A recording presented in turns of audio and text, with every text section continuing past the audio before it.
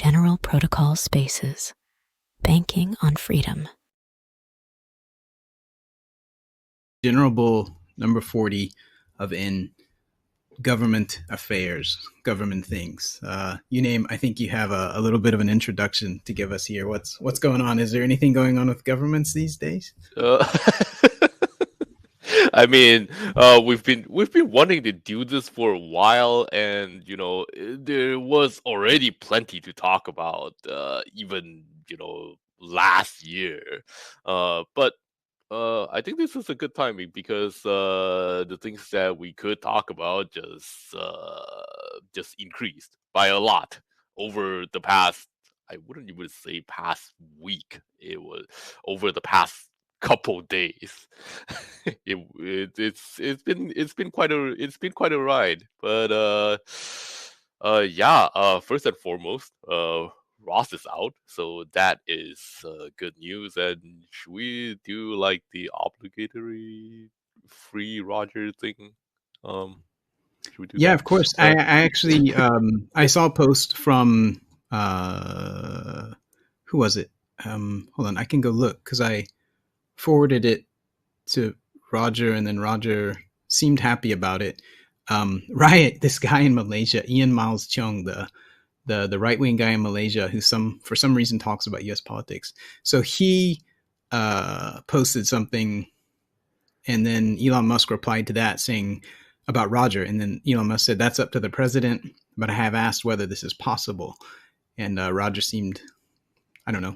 Of course, anything that's news, that slightly good news is good news. So yeah. There's enough noise that it has been heard, right? And hopefully that means something, and hopefully it goes somewhere. Yeah, but seriously, clearing Roger should be the easiest thing in the world. Dude's only offense was basically the IRS did not like him. That's it. That's all. So that should be the easiest thing in the world. Like he didn't even try to evade anything, which is He didn't steal any secrets. He didn't invade anything. Yeah. yeah, and he didn't avoid taxes. It was purely the IRS trying to screw him over. So He was one of the yeah, few people, like me, I think, one of the few people who actually put in the hours, back in the day when still all the guidance was just like, what? It's not clear at all what you're supposed to do.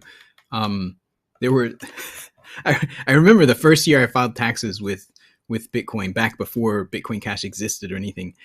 And it was like the next year they published statistics, and they were like 75 people reported Bitcoin transactions on their taxes. And I was like, fuck. oh yeah. That was like The, num- one of the, the number was 75. I was like, wow, there were 75 people. right. Good So for them, I guess. Yeah, but imagine that you actually try to sort your taxes out. You try to do the right thing, and then you just get absolutely slammed for it. And I don't know the whole story, so. I mean, this is a big part of why nobody wants to do this, right? I don't know. It is. It's the eye of Sauron, man. It's the eye of Sauron. You do the thing, and then it brings the eye on you, and now you got attention on you. Like if I don't say anything and don't do anything, they would actually have to spend the effort to track me down, and chances are they're not gonna spend that effort. If I do the thing, which they say is right, I'm not saying it's right. I don't think it's right at all. If I do the thing, to comply, they now have an easier time. I handed them data on a silver platter for them to screw me over with just a click. Yeah, man, I've felt like that for a long time. But yeah, so yeah, Ross got freed, which is great. I mean, they had the picture of him like walking through the parking lot, which was a bit bizarre. Like he got out so fast that they had to have been ready for it, right? Right. That's how part of it. Well, no, I mean the staff at the prison must have been ready for it, like had been prepared, because he was out quick, unless maybe they got some forward notice about it or something. What else do they need to do, right? Like you basically there's paperwork, but that can be expedited. in the case of other people, you probably want to like prepare for like, okay, I'm going to arrange for social workers. I'm going to like send him to a shelter, send this guy to a shelter or something. But in the case of Ross, there's like a long line of people outside that waiting to take care of him, so True. none of that is necessary, right? So Just you got cut off. Are you still there?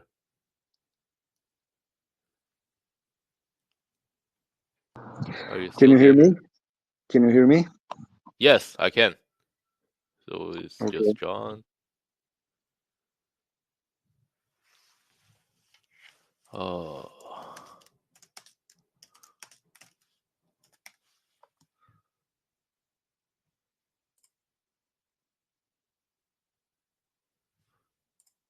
let's see. On what you were saying, I remember hearing about a guy here in Brazil who Yeah. has a business for like 25 years, but like he always kept quiet, so the Brazilian IRS never heard of him, so never bothered him.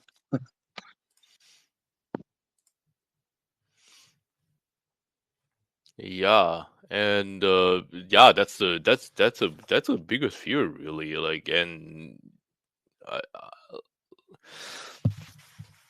I bet they actually know this. Like the IRS people, they actually know this. Though the whole incentive is warped, which makes it even weirder that they chose to prosecute Roger. Like, I bet this is just like because they really hate him.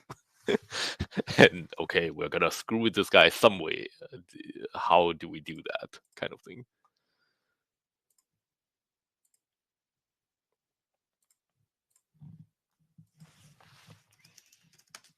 Apparently, I'm the only one who cannot hear John.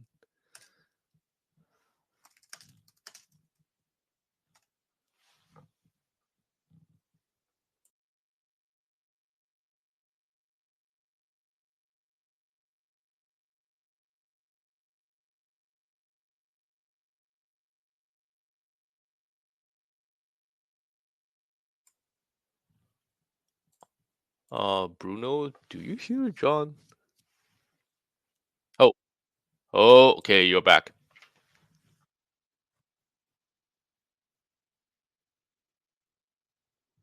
This is weird as hell. it's a graph problem. Anyway, yeah, I heard you guys talking about the Bruno. You're saying the guy in Brazil who just brought attention to himself, right? And then what happened? He something nasty happened to him. No, no, actually was the opposite. Like he never brought attention to himself. He always kept quiet for 25 years. He ran his business smoothly and he was never bothered by any authority just because he just kept quiet. But he was Right, probably like too small to call any attention. But he also didn't volunteer any information, you know. right, Right. So right, so right. so that's basically it. I thought there's gonna be a twist in the end. Yeah, but one day he decided to report something, and then he goes Bro, he through lived report happily something. ever after. Don't push it. Okay, okay, okay. I'll take that. Let's have a happy ending with that guy. Nice. All right. Yeah. Well, the topic, right? Government. Well, there's also governance, right? With stuff like Bitcoin and Bitcoin Cash. Governance is a topic, not just government. But did you want to go through any of the other executive things going on, or jump to other stuff? I was just gonna talk about government things in general, and we are basically already talking about it. So, um, I was going to mention the just the other day it came up when somebody pointed out Vitalik talking about the Ethereum Foundation and how the Ethereum Foundation is making decisions and he's going to assign the members of the foundation and whatnot, right? And for a project, that makes sense to some degree, right? You have one person who's in charge of a thing. Um, yeah. but when you're talking about the whole network, that really does start to become worrying, right? When there's one person who makes It's actually the kind of key decisions. it's actually fascinating. Like it almost seems like that is the theme of our times. Uh, where you see when you see that when you see that when you see the reaction to that, um other than possibly the only guy who I've seen on Twitter who has doubts about that was Nick from Blockshare. Uh, oh yeah, why is one guy doing this? It seems like for other people, the reaction was largely either cheering him, like, "Oh yeah, it's about time," Vito, like, do the thing, or something like, why are you doing more of this Ethereum Foundation thing? Just assume direct control, man." I was like, wow, yeah. I'm not sure what to think about that. Right. Well, I mean, I'm mostly on the outside of that, but it's interesting to look at it, right, from a different angle that we're coming from. And the relevance to it was because the point was the Ethereum Foundation and the whole founders coins and all that stuff, where there's, with the foundation, there's fundamentally like a spigot of free money. Yes. And that setup, at least in my opinion, right? I think in a lot of our opinion, is extremely dangerous, because free money leads to the attraction of a class of people that you really don't want on your project, right? All the basically people who just are going to absorb the money, do stuff, gain power, and then not necessarily even deliver anything. And then you turn from a foundation to a government, right? And then the relevance to BCH was, when that came up in BCH, when ABC proposed that we're going to have a chain tax, I for a few seconds looked at it and was like, I don't know, let me think about it. And then Uname came into the chat and was like, fuck this, like blew up. And I was like, no, you're right. Because as soon as you do that, you start to establish a government, right? You start to establish the central point of funding for everything in the government. That would just break it. Not just a central point, but you now have a structural monopoly. You now have a structural monopoly over that power. And yes. Well, I mean, that's a good definition for government, a structural monopoly over something. Yes. Right. And it's kind of hollow. I remember one of the arguments back in the days was that, you can always just sell and move to some other coin, right? But that is really hollow. That sounds like you can always move, get out of the country. which is really silly. It's good that's a possibility, right? Yes, it is good that is a possibility, but to some degree, other than the US, which we see is a pain in the ass with Roger, other than the US, in most other places, it's also possible to move, but we don't use that argument against whatever European countries or Asian countries or whatnot, right? So yeah, well, I mean, it's good that you can leave, and it's a reasonable, right? That's the forks and not forks, but splits are kind of a fundamental part of the governance mechanism, that if you really think something's wrong, you can take a shot at competing with the parent just directly, right? With nobody having to give you permission to do so. Yes. But yeah, pretending that that's an easy or a good thing to happen. It's not a good thing to happen. When that happens, there's some kind of catastrophe going on, right? Yeah. So it's not a good thing to happen. Yeah, we had some people in BCH who used to say that. I don't see it much anymore, where they're like, yeah, splits are good. And it's like, no, fuck off. Splits are not good unless there's a really, really good reason for it. The possibility of splits are good. Let's just say that. The possibility of splits are good. Yes. And then that's one of the problems with ETH. Well, we probably shouldn't get into ETH. Yeah, we should, because we're doing government. They right with proof of stake. Once a certain number of validators have control, you can't even really split anymore. Right? It doesn't really become a realistic possibility. In the case of ETH, it's even worse. in the case of ETH, it's even worse because a very large amount of the stake, I think it's the majority of the stake, was actually like there from the beginning. These are given. These are there's a bunch of ICO coins, and then there's like founders coins and shit. So they're not like acquired later through whatever means, through proof of work. Most of the coins are there from the beginning. Uh, they're inheritances. So it gets even worse. It's one of those horror movies where you're like, okay, I escaped the bad guy, and then he appears behind you like, hi, I'm still here. You can't escape the stake, right? Unless you wrote into your node like, oh, we're going to ignore these 50% of the coins and pretend they don't exist. Yeah. But so some other irrelevant coin aside, let's come back to something a little bit spicy. Like obviously a lot happened on like the government side, right? The government with guns. The one with the structural monopoly on violence is the guys with the guns. framing. I think a lot of guns, big guns, the best guns. Can I say something so. real quick? Actually, Cheapy has joined us, and I'll bet you he has looked pretty carefully at a lot of the stuff going on. Yeah. What's the spiciest thing you've seen going on? Meow. Am I coming out of both channels or just the left again? He's off mute, but I don't hear him. Oh, can is that better? I hear you. Okay, can you hear me? I hear your name hears me. You don't, because you don't like me.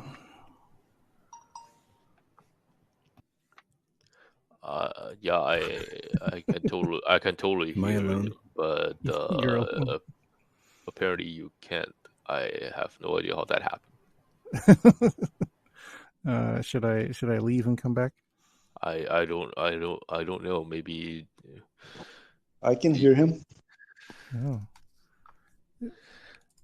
Oh God. Bruno, do you hear Cheapy? Yeah, you just said yeah. Yeah, I hear everybody, but Emergence, I think. Yeah. Okay, he's gonna come back in a bit. And anyway, I guess we can just keep talking.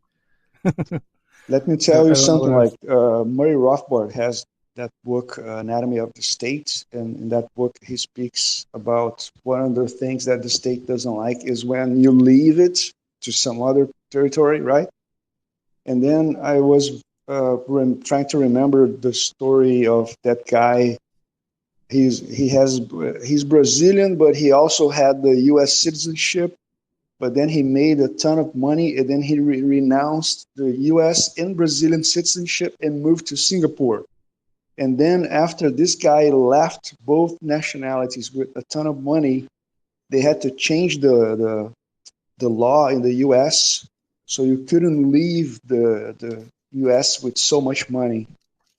Do you remember this story? I don't even know the guy's name, but it was something like this. They had to change the law in the U.S. so the guy couldn't leave with all his money the way that guy did. Freedom.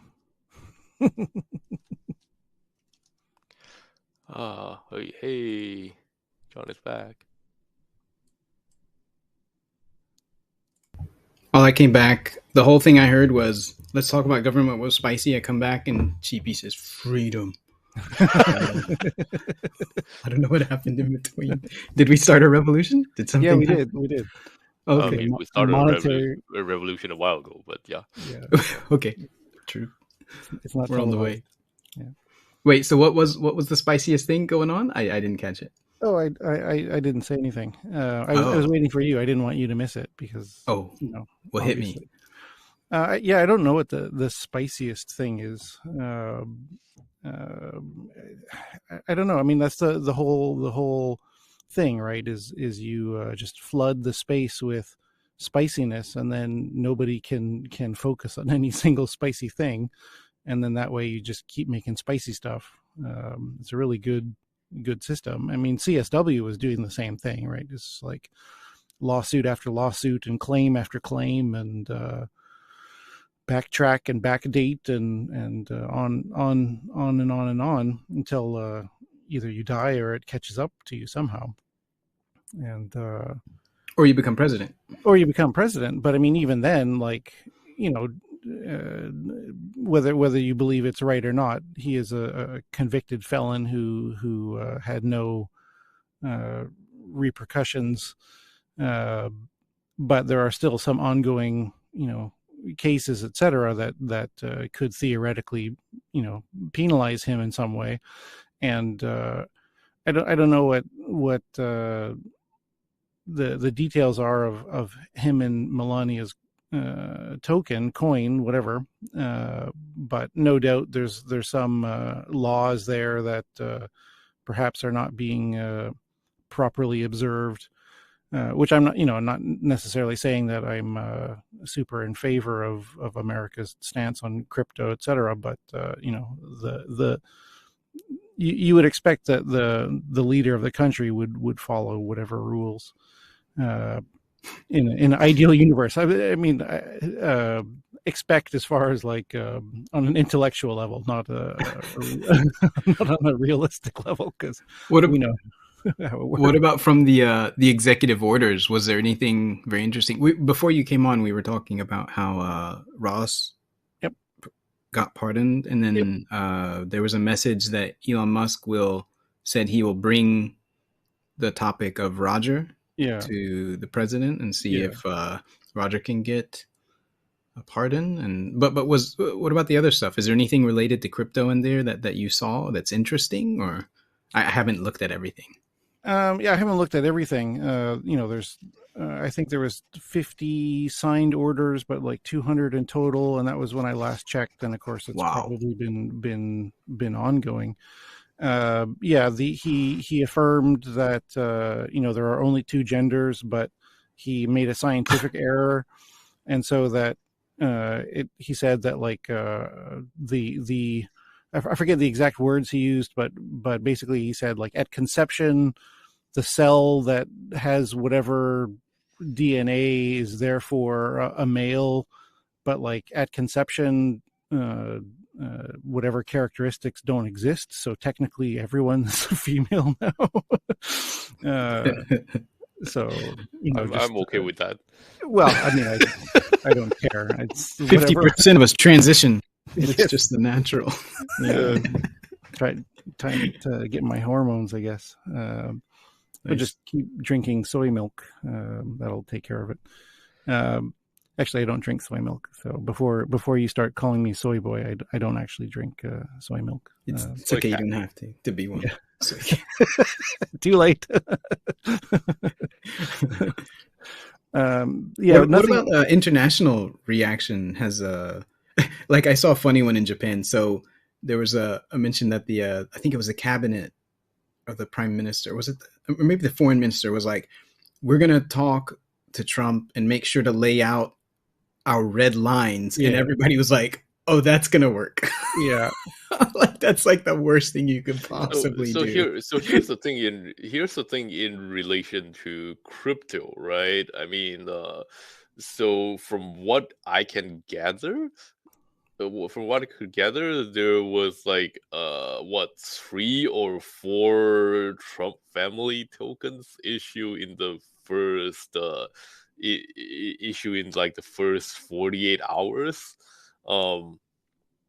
Issue in the first 48 hours. That apparently was actually like official.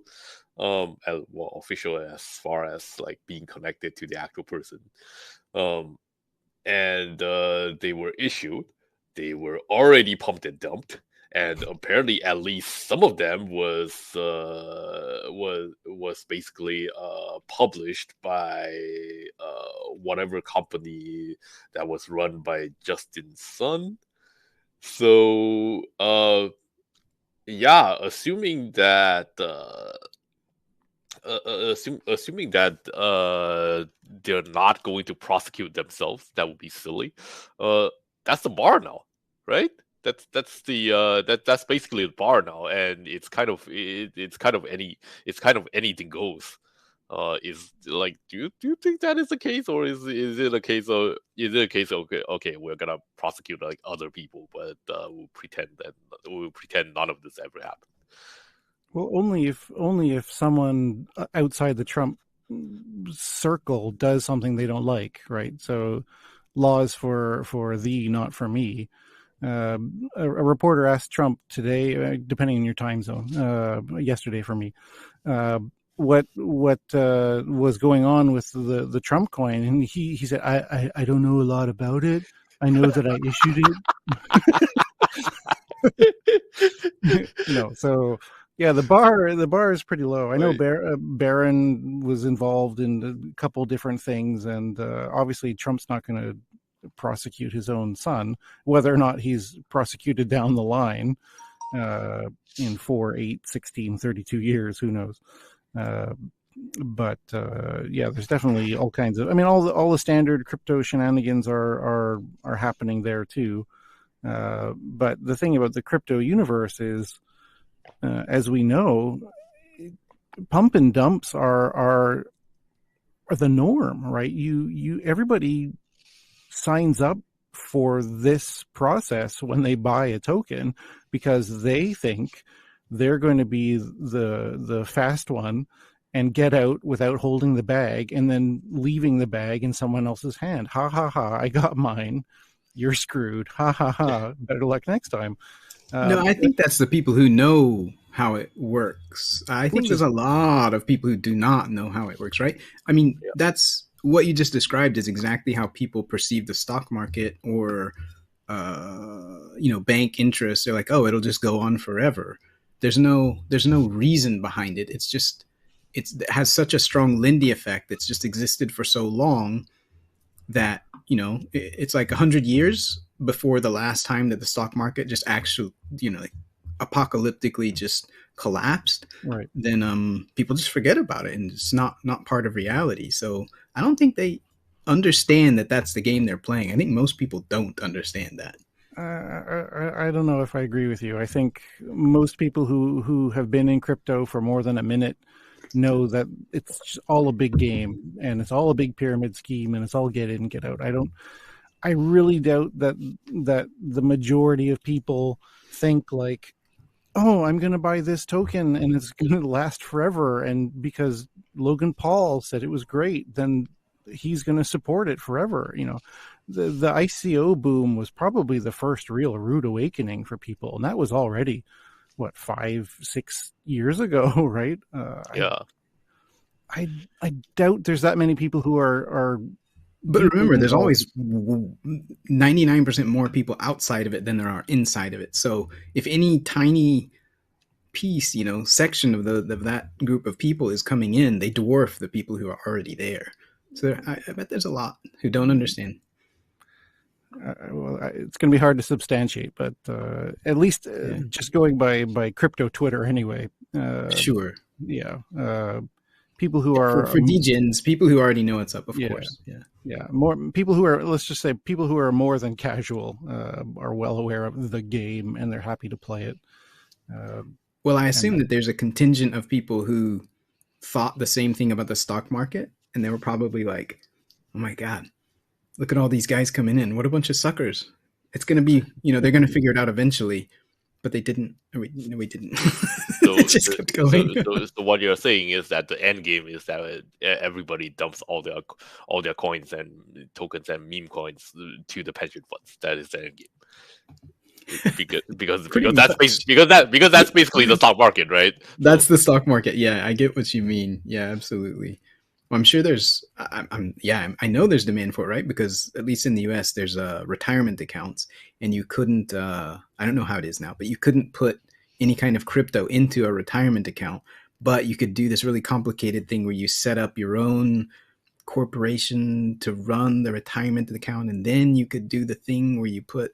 And people were doing that, so yeah, there's definitely demand for it, and if there's enough noise about it, then people will jump in. Similar with the stock market, where PDE ratios are just fucking off the charts.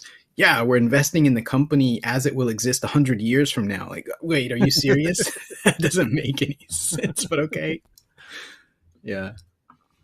I mean, yeah. Anyway, I was just saying similar. There's to some degree a parallel in stock markets, but of course, most of crypto just does not have any of the utility of what some significant percent of companies on the stock market do actually have that utility. So yeah, we really got to take Bitcoin Well, Cash off well, and I make mean, sure it so, takes off, right? The utility has to be there and people using it so that there is something, a well, foundation under it. well, I mean, some percentage of the stock market, I would say that percentage is steadily falling, and the stock market, and to some even lesser degree, the foreign exchange market is becoming more and more like crypto market instead of the reverse. Foreign You going exchange. gambling? I don't know. You know, like being like wild fluctuations out of nowhere, and things that are printed at real shady shit, and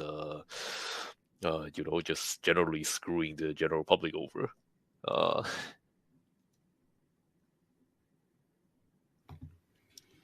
What a wonder. Well, I guess that's the conclusion of discussion about government.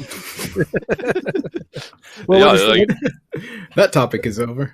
like in the case of the stock market, I've been observing this for a while, and I was really wondering, like, okay, so they ban ICOs because ICOs are, overwhelmed by scams. Okay, so what then happened is that people just found another outlet for scams, right? And that came in the form of SPACs in the stock market. When I read about it, was like, okay, so what kind of standards do they have? Okay, there are basically no standards for that, and so it's basically it's basically a very rich person's ICO. In the stock market, I was like, wow, okay, that's what happened. So, like in terms of yeah, so in terms of regulation, it got a bit hypocritical, and it'll be really cute if it was just like all torn down, like in crypto and outside, so that nobody's pretending anymore. You're talking about the regulations on what you can and can't do with it, not the tax regulations, right? Yeah. Okay. Of course. Well, part of the thing that really goes against the grain with regulations, and I don't see people talk about this. I've seen several of the talking heads on Twitter talking about it, but they never catch this key point of of bearer bonds. I don't know if people who listen to bearer bonds is basically, the idea of like an old Western movie or something where you get the stock, certificate, and it doesn't matter that you robbed a bank, you got the certificate, it's yours, right? So the idea that if you have the certificate, you own the stock is not a valid thing anymore, right? Like that's basically been outlawed pretty much everywhere in the world. And so now it's registries. So if you have the certificate or not or whatever, it's just a decoration. What matters is the registry of things. And so that's where crypto really goes against the grain of the legacy financial system, where there's all these registries that are, basically run by the government. And if you're not in the registry, you don't own it. And so there's this conflict between crypto, where crypto says, oh, I'm the one who owns the token to this piece of property. And the government says, well, it's not in my registry, so I don't give a fuck what your token says, when it comes to some legal dispute or whatnot. So yeah, there's still some impedance mismatch there between the two. In the case of crypto, this is what I fear the most about people screaming about, oh yeah, there's gonna be ETF, there's gonna be institutional investors coming in to buy our bags. Sure, I guess they can buy some of your bags, but at some point, what happens is that if most of the economic activity that happens Yeah. on your coin, happens in a custodial exchange, happens in an ETF, happens on the freaking Nasdaq. If most of the economic activities happens in the completely custodial and regulated space, at some point, maybe that point is 60%, maybe it's 70%, maybe it's 80%, maybe it's 90%. At some point, they're just gonna shut you off, and it Yeah. becomes a registry system. Oh yeah, Yes. your bearer bonds don't count anymore because you can't interact with where most of the value is. Okay, Yes. well, goodbye. Exactly. And this was the one of the many giant red flags that was going on back in the day with BTC from 2014 to 2017. It was like, oh no, well, they couldn't say it out loud, but the obvious conclusion was, well, if people can't use it, then it'll be custodial. The usage of it will be custodial. And then as soon as you do that, what you described is, well, it's funny because it's gold 2.0, right? Where that's not a good thing, because the problem with gold was it was hard to use, hard to transfer, and so forth. And so it just ended up being IOUs at the end of the day because of convenience and economics of using it. So it's a horrible thing if you end up with that, because you end up exactly like you said. The registry and the government's official word is what counts, not the holding of the token. So yeah, man, exactly. We have to make sure it gets used. Don't forget about power either. Like, someone like BlackRock buying up a significant portion of the supply basically means that if any dispute comes out, they hold massive power because, well, you guys want to do this, but we don't. So no. Yeah, and the other thing is that a lot of people say, oh yeah, but what's gonna solve that? Privacy coin would solve that, because if you have a privacy coin, so the argument goes like this, right? If you have a privacy coin, then the government couldn't tell. The government couldn't tell if your coin is from something they don't like or from something they like. Therefore, you are safe from this kind of shenanigans. No, that's not how it works. Here's how it works. If most of your activity on the chain are in custodial or regulated entities, some of that is fine.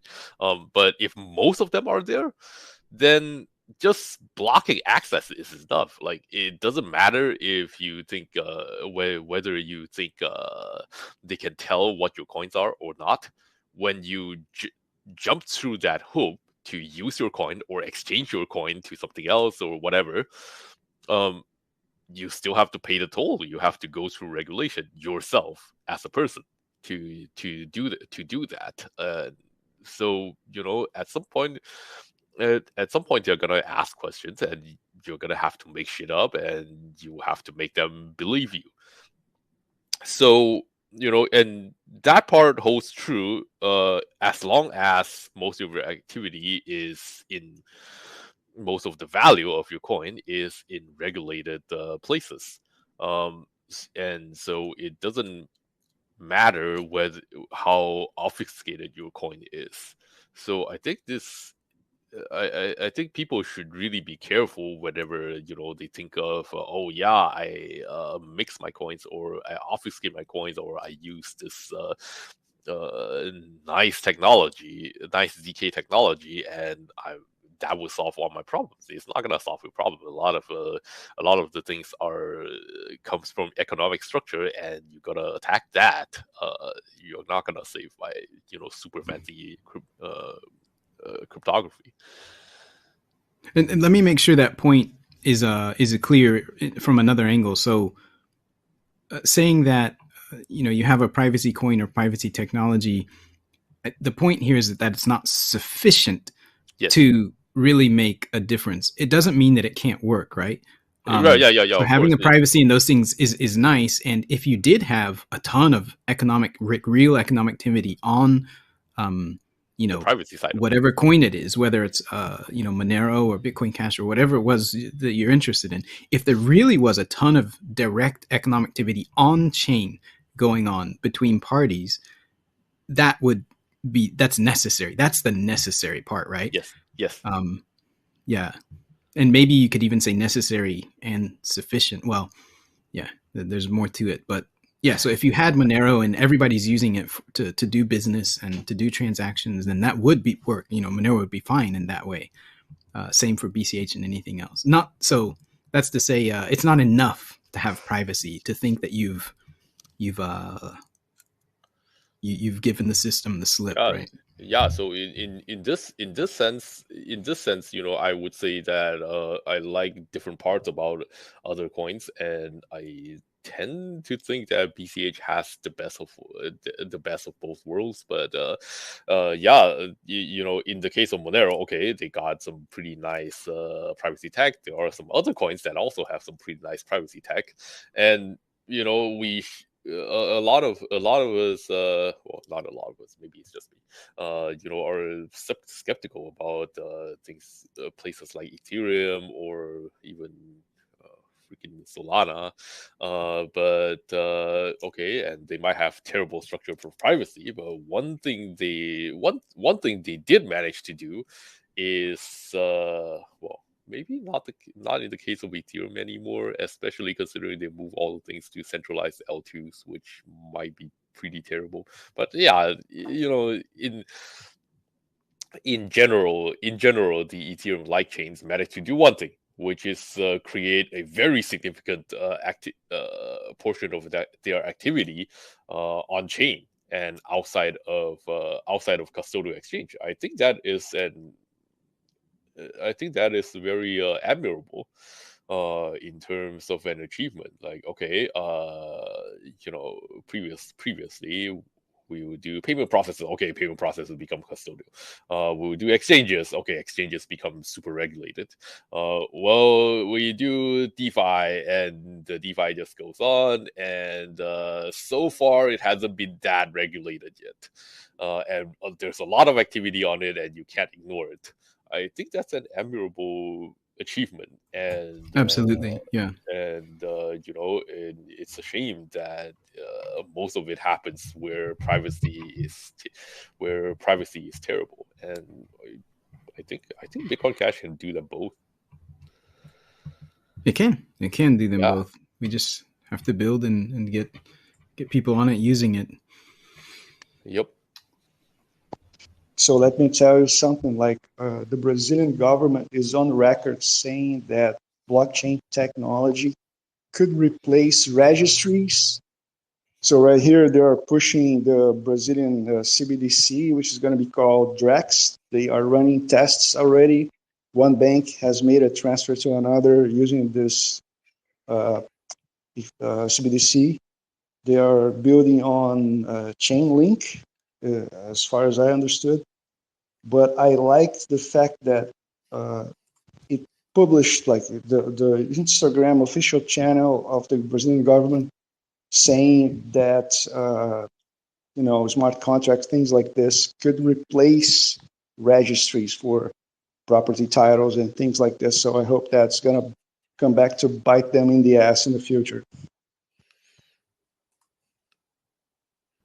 Well, when they're talking about on-chain registries and, like you said, CBDCs, probably what they're really talking about is a permissioned private blockchain, right? Like a Hyperledger type thing, the thing from IBM is probably what they're talking about. And those things are fully permissioned. So it's just fundamentally, it's the same thing. It's a database that they control. It's just that it's on chain and people can see it. So I don't know. There's some improvement there from some perspective, but I'm guessing that's what it is, right? It's really hard to imagine a large scale, very large government going for something where literally, as Chibi pointed out, the power leaves their hands.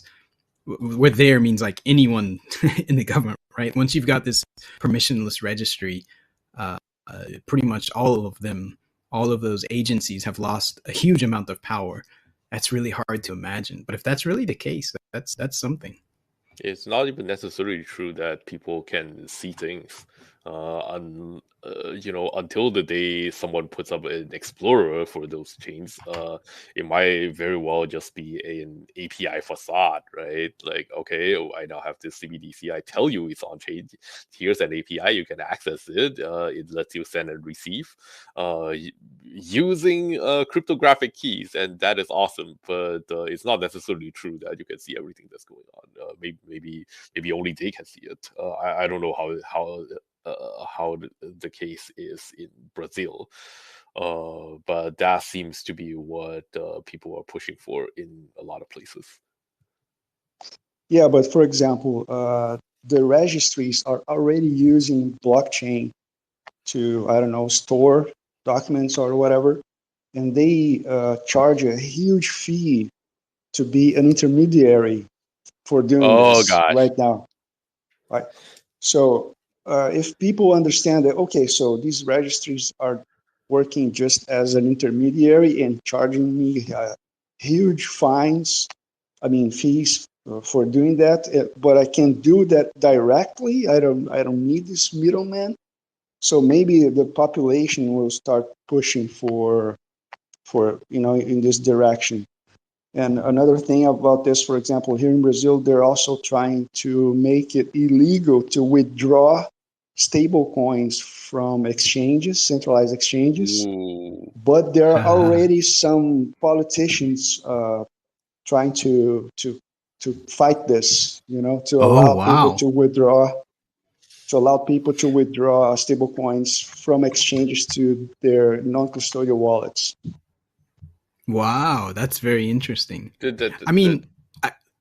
ahead, Junior. I was just like, this is fascinating, and I bet there are other interesting things going on in other countries as well. Like at some point, we should just do a whole episode and get Bruno and maybe other people to just talk about various crypto government fights around the world. Well, I was going to say, from a high level, it makes sense that happens because, at least from my perspective, because I think a big part of why I work on Bitcoin Cash is that I think there is this huge gradient towards something better, right? In terms of technology and efficiency and cost.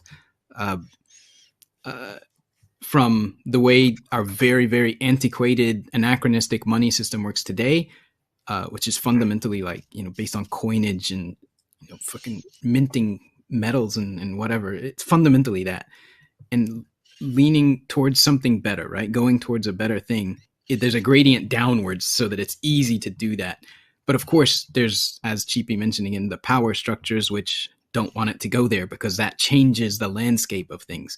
But that gradient exists. And so you expect over time it's going to happen. But how it happens, I don't know. So when you say there's politicians who are resisting the law that says you can't withdraw stablecoins, that's kind of that, there's even somebody on the inside who is going to benefit from this and is pushing for things to go in that direction, which is great to hear. I'm really curious, Bruno. Was the law banning withdrawal of stable coins only, or does it try to ban withdrawing coins in general? They're probably stable. Everything else doesn't matter. It's only stable coins. No, it was specifically about stable coins because they pretend to be the other coin that is the official whatever, so just stable coins for now. Very interesting. Well, I guess it might even be targeted towards USDT and USDC because that's what's most used. But hey, it would be nice to hear from someone who's living in a country now or recently or knows people who live there where usage of other currencies is illegal. So I believe it's to a degree supposed to be like that in Nigeria. I think in Cuba also. I know a long time ago in Peru, it was also like that. Using the US dollar was extremely common, but it was technically illegal because, they were going through hyperinflation back in the day. So, But, in reality, people are like, yeah, whatever. And they use what works. And if you're in the government, you can't prosecute everybody when it's so widespread. But I wonder if stablecoins are really getting to that point that people use them so much that it's politically, well, I mean, that's pretty much what Bruno said. It's politically difficult to do it because there's somebody who's going to benefit from supporting it. But I'd like to hear that. In Brazil, it's not illegal to use other currencies, is it? No, it's not. It's not illegal to use other currencies, and it's really hard for the government to like control, oversee, and monitor or whatever. Of course, yeah. So they really don't have the resources because the country is so huge, so many people. Yeah. And so it's going to be impossible for them to actually enforce any of these things, I see. And it's very sad, right, to see, well, for me, to see stablecoins being the one that gets used, although it makes sense to a large degree because people think, well, it's not the dollar, but it's the same thing as the dollar, right? That's the thing people get. And it ends up being this fiat squared situation where it's like, not only are you using this fiat, which is headed towards eventual collapse, but you're also using this fiat on top of the fiat, which has its own collapse and failure modes that could happen at any time. It's a bit crazy.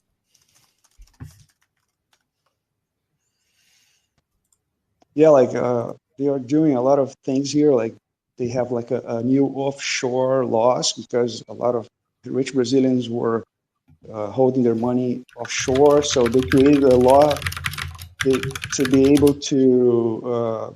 I'm sorry, I can hear your keyboard. Sorry about that. My bad. So like they are doing things like, for example, if you buy crypto from an exchange abroad, you will pay 15% tax. But if you buy crypto from an exchange in Brazil, then up to 35,000 a month, you are tax-free, something like this. So they're really trying to like bring it here and centralize as much as they can. But I don't think they're going to succeed. I hope they won't.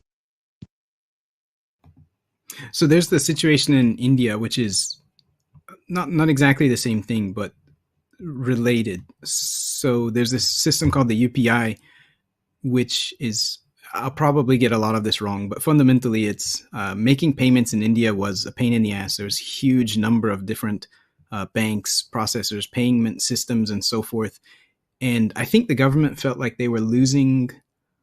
Anyway, there was a lot of pressure for whatever reasons. And so the government set up a system, the UPI, where banks must participate. And by participating, they get some benefits.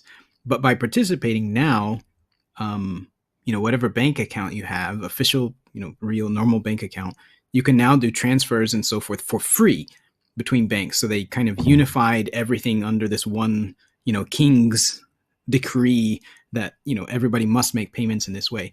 And so it looks really nice, right? Because now all these things are free. It's more convenient. It's easier to use, which is good. But it's also fully under control. So it's one of those things where you gain one part of the picture, which is, it's nice and cheaper and so forth, but you definitely don't gain anything on the freedom aspect and not, being actually in control of your money. But yeah, so that's what I expect to see with CBDCs is, things along that line where a little bit of a trade-off is handed to people. We're like, yeah, we'll give you this, but we won't give you that. And we're going to find out if people take that trade or not. Yeah, like here in Brazil, we have something like this. It's called Pix, P-I-X, which makes every payment free and works 24/7, but it's under full surveillance from the government.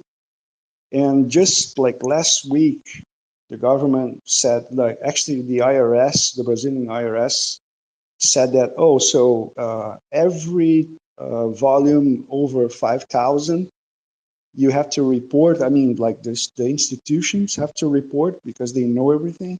But above 5,000, we don't want to know everything that is going on. And then the Brazilian population hated it and pushed back, and they had to step back on this. So that was a good thing. Fantastic. That's good to hear. The gradient is there. We're going down the hill to something better. Uname, I think you had some other stuff to cover with So government affairs, right? right. So I don't. Hopefully, a lot of you remember from a while ago that there was a company that was shut down like brutally. In the end, they basically bankrupted themselves, paying for lawyers, and they still got screwed like completely. And that company would be Library. And it was. I mean, in some sense, it was also a long time coming because the regulator basically told them, oh, no putting up direct protocol revenue stream for yourself. They're like, how are we gonna survive? I don't know. And it was but yeah, but we're actually doing something good here. I don't care. And then they were shut down, and then people were crying. People were crying. Yeah, but what about XRP? Yeah, they have a lot of money in lobbies, probably, so they don't care. Um, so it was some pretty murky waters for crypto companies in general, and I would say that to some extent that even includes general protocols. So now that presidents are issuing meme coins, is that gonna be any different? I wonder if so most people probably think that it's gonna be better. Yeah, it's a free for all now, but it could also be worse. It could be that you know un, until something like Library is able to come up again, it could also be worse, right? Like, it's for me but not for you. It's for me but not for you. I can do whatever I want, kind of thing. Like, what do you think? We have a bunch of cynical people here. I think we probably all have a similar idea of what the answer to that is. Yeah, to a large degree, it's going to be rules for me and not for thee. But if it's not, that'll be great. If it means that companies are free to not do really silly things and have to pretend that they are not doing a thing that they actually are doing and they really want to do and their users want them to do, but they can't, but they want to, but they can't, so they sign up and then they do a thing with the utility token. And yeah, I think that would be good. But again, back to the bearer bonds, I think that is fundamentally at odds with the legacy financial and legal system. And so if you are like a fully registered company, right? Like I'm a shares company, you just can't. There's no legal framework for that, where you can have tokens that represent your company, and those tokens are the last word on ownership of the company. That just can't exist in the current FATF global regulations. At least I've never heard of a country where that works, and I've looked. So yeah, I don't. Just practically speaking, some people can get away with that because of the position that they're in and their political power that they have, but most of us can't. And so that's what I expect to happen. Whether it's intentional or not doesn't really matter. What matters at the end of the day is the actual thing that happens. And I expect most people won't be able to pull it off. There is precedent. Because regulators still have power. But there is also precedent being set, right? So if like the I don't know who it is, but like, let's say, for example, like the CEO of John Deere, he just like, okay guys, we're making John Deere coin and it's me personally making it, so it's good. Bye. Oh, don't forget, I get to keep 40% up front, but don't worry, I won't sell it. Oh, I sold it, but yeah, thanks for the money. then what happens next, right? So, lawsuits go flying around, and it goes to court. And of course, this, CEO's got a bunch of millions of dollars. And of course, he just made a fuck ton of money. So, that pays for great lawyers too. Goes all the way up to the Supreme Court and be like, well, look what Trump did. Right? The really funny thing about those is that I to this day I keep wondering, like, who the hell were actually buying. Okay, obviously some of the general public bought it, and well, my condolences, but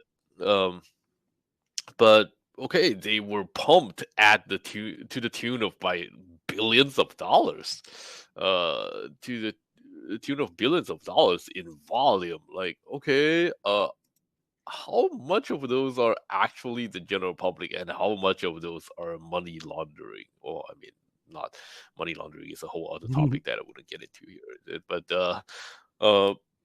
I honestly don't know. I honestly don't know. I can only speculate. But whenever things get like, okay, billions of dollars in a few minutes while the freaking network is down.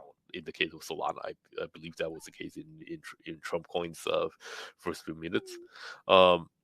You gotta wonder, right?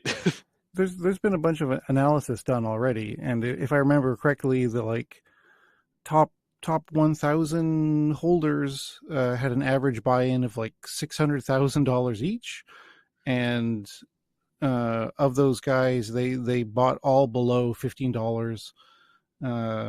And the most powerful address invested $1 million in the first minute. So yeah, of course, the people who were buying after these guys, just bought them a new yacht, right? With the dream that they would be on the ride up. And some of them certainly made it, but by the time it makes it to my cousin's ears, the game is already over. Well. My point is that it might not even be that, okay, I screwed over the public to get a yacht. It may very well be I already have a yacht's money. I need to turn it into a yacht, right? I see. Okay. Like I'm not selling to some chump Right. out on the street. Okay, there were some, but they're literally chump change. The main person getting quote unquote screwed over is my right hand, as opposed to my left hand, who is receiving the money. I find that more plausible, but it's really hard to prove any of that. Why not So both? let me say something specific on the topic of, the question that was asked about how does it go from here? Like, where does it go? Can other companies do it? Can organizations actually use tokens and so forth in some meaningful way? Like, Yes. Even setting aside the meme coin industry as it is, like an actual question about a company. Could a company with good intentions actually do that? And I'm thinking what it would come down to at this point, practically speaking, is probably it could happen, assuming that regulators don't just come down with a hammer. And that's a big if. That's a huge if. But they could do it if the shareholders don't act on the legacy legal system, right? If that just doesn't happen, or to the very large degree doesn't happen, or enough of the ones who have the tokens and are acting on the token side of things just don't do anything, or the company, for example, has like 2 shareholders, but the 2 shareholders don't ever do anything because they're invested in the company being successful, and the company being successful depends on the tokens working, and those 2 shareholders just don't do anything on the regular share side and act in line with what the tokens do. And so that's a system where tacitly you're recognizing, the ownership of the tokens and bearer bonds, whereas It's a officially peaceful you transition. aren't. Yeah, that's kind of I think maybe the possibility of how things could happen in some cases, like a practical setup for it. It could But it could even be for something like local government, right? Like you elect people on the premise that they would act according to some other governance system. That could be that could be tokens, that could be something else, that could be some really really really new age thing, whatever. That yeah, that could be a parallel, but uh, it works until the feds crack down, right? And now that the cracks might not crack down as much anymore, that would be some interesting experiment. yeah, another example of the same thing, in line with what you were saying and what I was saying, is so I have heard about a real estate project. I won't say the details of it, Oh. where the government and there's a company that would like to do real estate deals in some way using tokens, perhaps just for marketing or for whatever the reason that they want to use it. And so they want to take property and turn it into tokens. Let's just assume like one token represents a whole property, just for simplicity. And in that system, the reality is that the government registry is the registry, right? It represents the truth. It's the ground truth. And whatever the tokens say doesn't really matter all that much. But if you start to use those in parallel and they're friendly with each other and they work that way, but then at some point some discrepancy comes up and there's a preponderance of people involved who are like, wait, no, the tokens represent what really happened, right? If there's some kind of dispute between the two, it's like a network split, right? It's a social split. If that happens and enough people are on the side of, no, we support what happened on the token side, not what happened on the government side, it may be that the government side has to start adjusting itself to fit. So yeah, I think there is a path forward where things start to shift, as you said, the peaceful shift towards actually making use of crypto. It's a little bit like, Yeah, exactly. Like the society. I'm sorry. Keep going.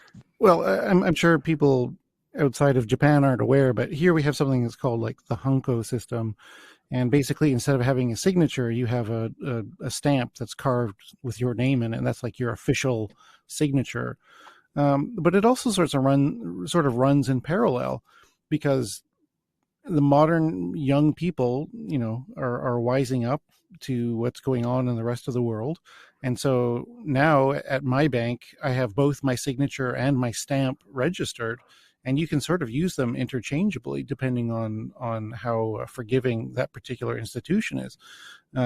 So yeah, even, traditional systems over time will certainly make way to what's convenient and expedient and easier for businesses as well. Sorry, Bruno, you were going to say something.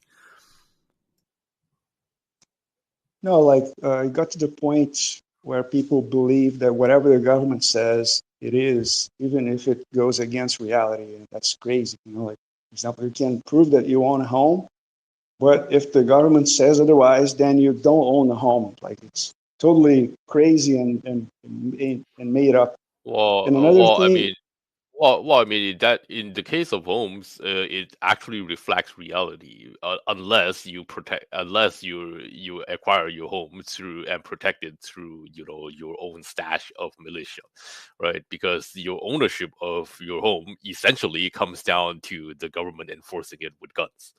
So the moment they choose to not enforce it with guns, you're screwed. So that's what it is if you think about it, right? So. no, like, for example, just yesterday I was reading something about a family who owns a farm for like 50 years or something, and now the government wants to expropriate this family because, on their judgment, this property is not being productive enough. So, like, it's crazy, like things like this can happen.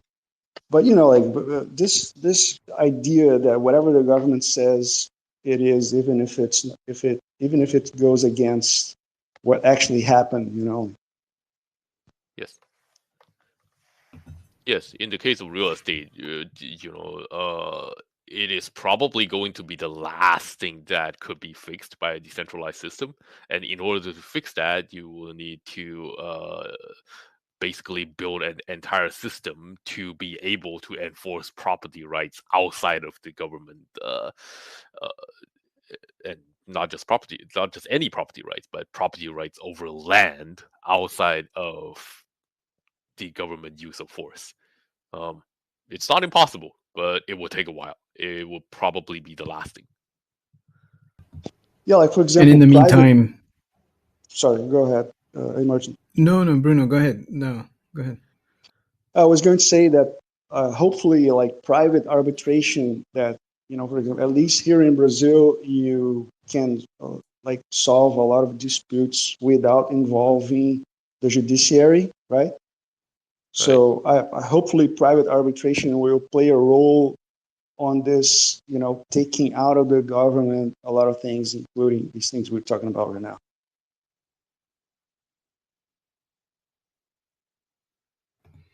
Yeah. Until then, the $5 wrench attack has a direct analogy in the $500 police gun attack on, getting you to give up your crypto and so forth. But yeah, things hopefully are going to get better. We'll see how it goes. All right. But I think one last we thing should go about ahead this. Yeah. Can I say just one last thing? Like BCH Guru is kind of already doing what you were talking about, right? Because like you can buy an NFT and then you get paid a dividend. It's kind of already happening and going in this direction, right? Which part of Guru is? I didn't quite get it.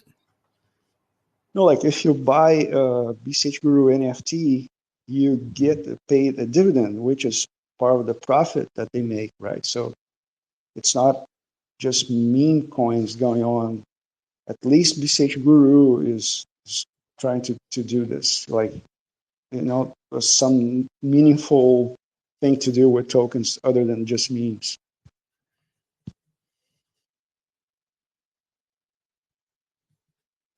With these is they have little overlap with the legacy financial and legal system. Where it starts to get real dicey is when they start to overlap and you're talking about property rights or something that the government cares about. Then, I mean, there is already overlap, right? But when you get to have like really significant overlap in terms of power and decision making and who makes the call, then it gets messy.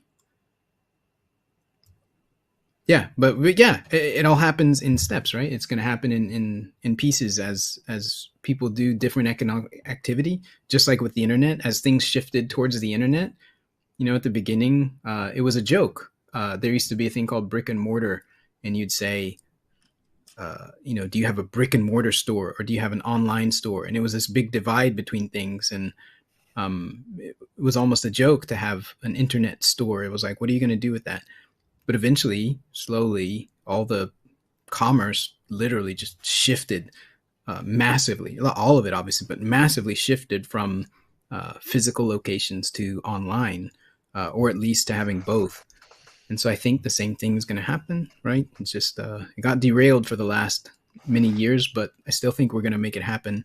And the shift will start to happen towards faster, cheaper, more user-friendly ways to do things. I guess one sort of positive of this whole thing is, even if it is worst case scenario of a massive grift, then at least maybe it's opening the door to legitimate use cases and utility, and at least giving permission to people to build these things, or at least to explore the idea of building them. And it also sort of increases the existence of crypto and the consciousness of people around the world for hopefully it'll be a few years of breathing room, and that part is nice. Yeah. Whoever puts the crack in the won't matter too much. All right. Well, let's wrap up here. We've been going for an hour and 15. So thank you guys very much for your time. Bruno, really appreciate you joining us. Cheapy, also glad you could join us and talk with us about everything. So government affairs, everybody out there, stay safe. Keep your money safe and keep yourself safe. All right. Take care, and it's good to talk to you all. See you next time. Meow. All right. Goodbye.